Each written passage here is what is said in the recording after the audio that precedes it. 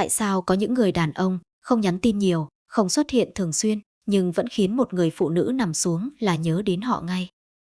Bởi vì họ chạm đúng vào điểm cần chạm để đánh thức con tim đang ngủ yên của cô ấy, khiến cô ấy nhớ bạn hàng đêm, thậm chí hiện trong tưởng tượng của họ khi nghĩ đến chuyện đó. Ban ngày cô ấy có thể quên bạn giữa hàng trăm thứ bận rộn, nhưng khi đêm xuống, khi mọi thứ im lặng, bạn lại xuất hiện.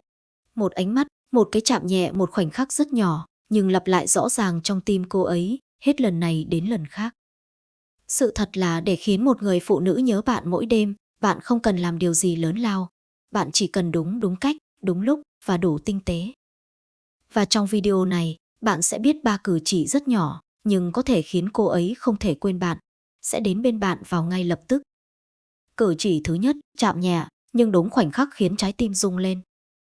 Có những cái chạm, không mạnh, không lâu, thậm chí chỉ thoáng qua vài giây, nhưng lại đủ khiến một người phụ nữ nhớ rất lâu, đặc biệt là khi đêm xuống. Vấn đề không nằm ở việc bạn chạm vào đâu, mà là bạn chạm vào cảm xúc của cô ấy như thế nào. Một cái chạm đúng lúc có thể nói thay rất nhiều điều mà lời nói không thể diễn tả. Khi cô ấy đang mệt, bạn khẽ đặt tay lên vai, không siết chặt, không cố ý thể hiện, chỉ là một hành động rất tự nhiên, như thể bạn hiểu cô ấy đang cần một điểm tựa. Khi đi cạnh nhau giữa nơi đông người, bạn chạm nhẹ sau lưng cô ấy, dẫn cô ấy đi qua đám đông, không phô trương, nhưng đủ để cô ấy cảm thấy mình được quan tâm. Khi hai người ngồi gần nhau, một cái chạm rất khẽ vào tay, rồi rút lại, không kéo dài, nhưng lại để lại một cảm giác rất khó quên.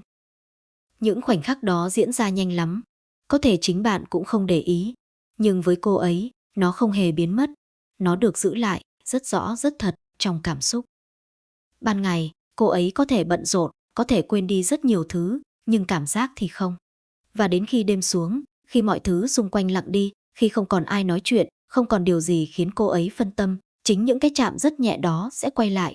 Không ồn ào, nhưng rõ ràng, không vội vàng, nhưng kéo dài hơn trong suy nghĩ. Cô ấy sẽ nhớ lại khoảnh khắc đó, cái cách bạn chạm vào cô ấy không vội, không gấp, không mang theo sự kiểm soát, mà là một sự quan tâm rất tự nhiên. Và chính điều đó mới khiến cô ấy rung động, vì phụ nữ có thể quên lời nói, nhưng rất khó quên cảm giác. Rồi trong một khoảnh khắc rất yên tĩnh, cô ấy sẽ bất giác tự hỏi, tại sao lúc đó mình lại thấy ấm áp đến vậy, và ngay sau đó, hình ảnh của bạn xuất hiện, không cần gọi tên, không cần cố gắng, nhưng rất rõ. Đó là lúc bạn không chỉ chạm vào cơ thể, mà đã chạm vào cảm xúc, và một khi cảm xúc đã bị chạm tới, thì dù bạn không ở đó, bạn vẫn ở lại.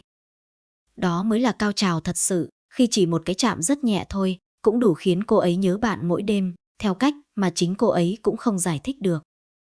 Cử chỉ thứ hai, nhìn vào mắt cô ấy, lâu hơn một nhịp. Trong rất nhiều cách để tạo ấn tượng, ánh mắt luôn là thứ mạnh nhất, nhưng lại bị nhiều người bỏ qua. Bạn có thể nói chuyện rất duyên, rất cuốn, nhưng nếu ánh mắt không ở đó, không thật sự tập trung, thì mọi thứ cũng chỉ dừng lại ở bề mặt. Ngược lại, chỉ cần một ánh nhìn đúng lúc, đủ lâu, đủ chân thành, lại có thể khiến một người nhớ rất lâu, đặc biệt là khi đêm xuống. Khi cô ấy đang nói, bạn không vội ngắt lời, cũng không nhìn đi nơi khác, bạn nhìn thẳng vào mắt cô ấy, lắng nghe, như thể những gì cô ấy nói thực sự quan trọng. Khi cô ấy cười, bạn không chỉ cười theo, mà ánh mắt bạn cũng mềm lại, như đang ghi nhớ khoảnh khắc đó. Chỉ một nhịp nhìn lâu hơn bình thường thôi, nhưng đủ để cô ấy cảm nhận được rằng mình đang được chú ý, được tôn trọng và không bị xem nhẹ. Phụ nữ rất nhạy cảm với ánh mắt. Một ánh nhìn hời hợt, họ sẽ quên rất nhanh. Nhưng một ánh mắt đủ ấm, đủ sâu lại khiến họ phải suy nghĩ. Không phải suy nghĩ ngay lúc đó, mà là khi mọi thứ đã kết thúc, khi họ ở một mình, khi không còn ai xung quanh làm phân tâm. Lúc đó, ký ức về ánh mắt của bạn sẽ quay lại, chậm rãi hơn, rõ ràng hơn, như một đoạn phim tua lại trong đầu. Cô ấy có thể không nhớ hết cuộc trò chuyện hôm đó, nhưng sẽ nhớ cảm giác khi bạn nhìn cô ấy, như thể cô ấy là người duy nhất bạn đang quan tâm. Và chính cảm giác đó mới là thứ khiến cô ấy rung động, chứ không phải những lời nói hoa mỹ. Rồi đến một lúc nào đó, khi đêm xuống, khi không gian trở nên yên tĩnh, cô ấy sẽ bất giác nhớ lại ánh mắt ấy. Không cần lý do, không cần cố gắng, nó nở tê xuất hiện. Và đi kèm với nó là một cảm giác rất nhẹ, nhưng đủ để khiến cô ấy mỉm cười, rồi tự hỏi trong đầu, không biết lúc đó, anh ấy có thật sự nghĩ về mình không? Đó là cách một ánh nhìn tưởng chừng rất đơn giản, lại có thể khiến bạn ở lại trong suy nghĩ của cô ấy, một cách rất tự nhiên, nhưng cũng rất lâu. Cử chỉ thứ ba, một tin nhắn ngắn, nhưng đến đúng lúc. Có một sự thật mà nhiều người không nhận ra, đôi khi, điều khiến một người phụ nữ nhớ bạn không phải là bạn đã làm bao nhiêu, mà là bạn xuất hiện đúng khoảnh khắc cô ấy cần nhất. Bạn không cần nhắn tin cả ngày, không cần hỏi han liên tục, cũng không cần những lời quá hoa mỹ, bởi vì nếu mọi thứ lặp lại quá nhiều, cảm xúc sẽ trở nên quen thuộc và nhạt dần. Nhưng nếu bạn biết cách xuất hiện đúng lúc, chỉ một tin nhắn thôi, cũng đủ khiến cô ấy nhớ rất lâu.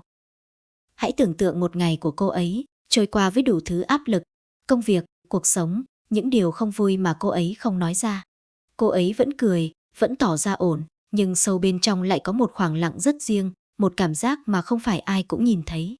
Và rồi khi đêm xuống, khi mọi thứ chậm lại, khi cô ấy chỉ còn một mình với suy nghĩ của mình, đó là lúc cảm xúc trở nên rõ ràng nhất.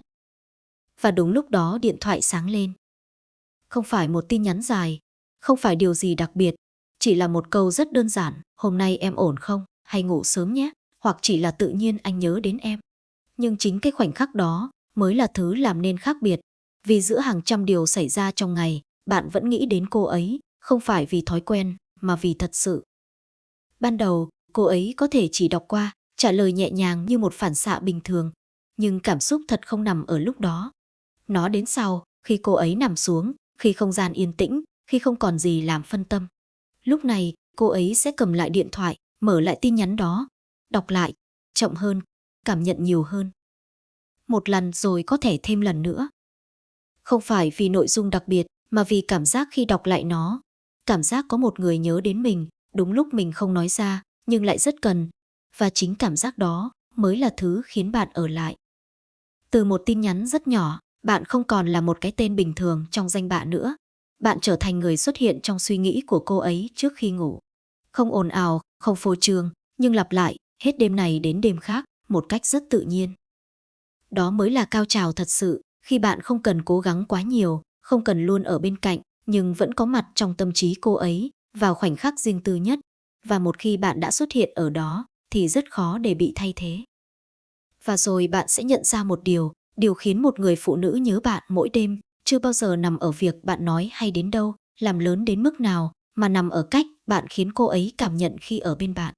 Ba cử chỉ rất nhỏ, một cái chạm tinh tế, một ánh nhìn đủ sâu, một tin nhắn đúng lúc, nghe thì đơn giản, nhưng lại là thứ chạm thẳng vào cảm xúc, nơi mà lý trí không kiểm soát được. Khi bạn làm đúng, bạn không cần phải cố giữ cô ấy lại, vì chính cảm xúc sẽ giữ cô ấy ở lại với bạn. Bạn không cần xuất hiện mọi lúc, nhưng vẫn luôn hiện diện trong suy nghĩ của cô ấy. Không ồn ào, không phô trương, nhưng đủ sâu để không thể thay thế. Và đến một lúc nào đó, bạn sẽ trở thành thói quen, trở thành người mà cô ấy nghĩ đến đầu tiên khi đêm xuống, và cũng là người cuối cùng trước khi cô ấy chìm vào giấc ngủ. Nhưng hãy nhớ, tất cả những điều này chỉ thật sự có ý nghĩa khi nó xuất phát từ sự chân thành. Đừng biến những cử chỉ này thành chiêu trò, vì phụ nữ có thể cảm nhận rất rõ đâu là thật, đâu là giả. Khi bạn thật sự quan tâm, mọi hành động của bạn sẽ tự nhiên trở nên đúng, đúng lúc, đúng cách và đúng cảm xúc. Nếu bạn hiểu được điều này, bạn không chỉ khiến một người phụ nữ nhớ bạn mỗi đêm, mà còn có thể khiến cô ấy muốn ở lại lâu hơn trong cuộc đời bạn. Nếu bạn thấy mình đã từng làm đúng một trong những điều này, hãy để lại một bình luận, tôi đã từng. Còn nếu bạn chưa, thì bắt đầu từ hôm nay cũng chưa muộn. Và đừng quên theo dõi kênh, vì đôi khi, chỉ một thay đổi rất nhỏ, cũng có thể khiến bạn trở thành người không thể thiếu trong lòng ai đó.